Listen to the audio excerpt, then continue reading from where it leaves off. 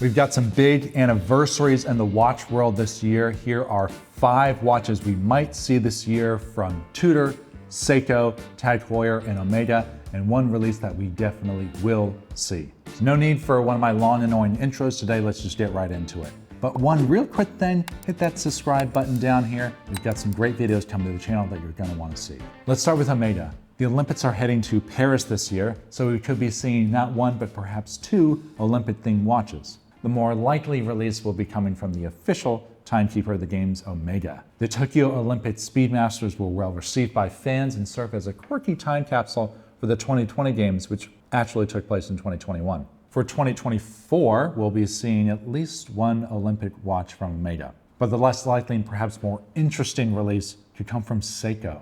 Back in 1964, back when Seiko was the official timekeeper of the Olympics, they released their first chronograph, the Seiko Chronograph. This monopusher with a rotating bezel comes in 2 references, the 5717 and the 5719. And they represent a cool and affordable piece of Seiko's history. We're coming up on the 60th anniversary of this watch, but here's the catch.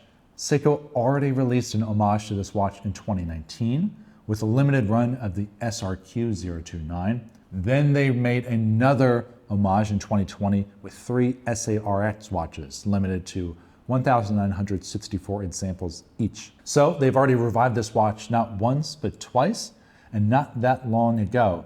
But those watches aren't for sale through Seiko anymore, so why not do it again? Here's an anniversary watch from Seiko that has already been announced. Available starting in January of 2024 is the new Seiko Presage collection, honoring the first watch to bear the Seiko name on the dial back in 1924. The 35mm watch will be available in a limited release of 1,000 pieces and features an enamel dial, a 24-hour subdial, a 72-hour power reserve, and articulating lugs connecting it to a bun-style strap. And it's dotted throughout with Seiko branding elements from 100 years ago. 70 years ago, in 1954, Tudor unveiled their first dive watch, the Tudor Oyster Prince Submariner, reference 7922. The Tudor Submariner has been a hotly collected watch for ages now, and a Tudor Submariner revival would definitely be an instant hit, bringing even more commercial success for Tudor and making the watch nerds happy. This begs the question, will we be getting a Tudor Submariner this year? No. Tudor already has a popular dive watch, many of them actually, within the Black Bay and Pelagos lines, so a Tudor Submariner would feel redundant in terms of product lineup, and it feels unlikely in this modern watch world that we would have both a Tudor Submariner and a Rolex Submariner. Furthermore, Tudor has already done a revival of the 7922. Last year's Black Bay 54 is a 37mm diver sans crown guards. The 54 in BB54 also references that 1954 launch for the Tudor Sub. Now, if you asked, will we be getting a new Black Bay 54 this year? You might be onto something. TAG Heuer has been earning points in the enthusiast community for their recent revival of the Skipper and the Glassbox Carrera. This year, they have the opportunity to bring back 2 watches from the archives, but these may be a little bit more divisive. 50 years ago in 1974, Heuer released the Silverstone chronograph. This watch came 5 years after the release of the Monaco, and the Silverstone was designed to be a cleaner, more subdued take on the Monaco. Heuer produced 3 dial variations of this watch in the 70s and later one in the 1980s.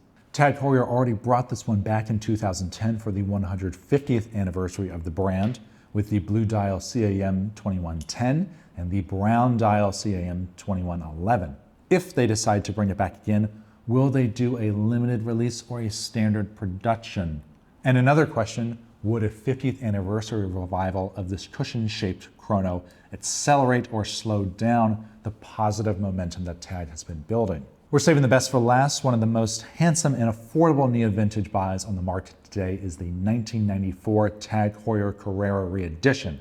This 36mm chronograph honors the 1964 Carrera and features a Lamania-powered chronograph caliber. You have the CS3110 in silver and the CS3111 in black. These watches feature the old-style Heuer logo and have tritium hands and hour markers which age beautifully and only add to the vintage vibes. These came out 30 years ago and we're coming up on the 60th anniversary of the watch, so if you're TAG Heuer, this has got to feel like a good time to run it back. They're already riding high on the release of the amazing Glassbox Carrera, but here's where some hesitation may come in.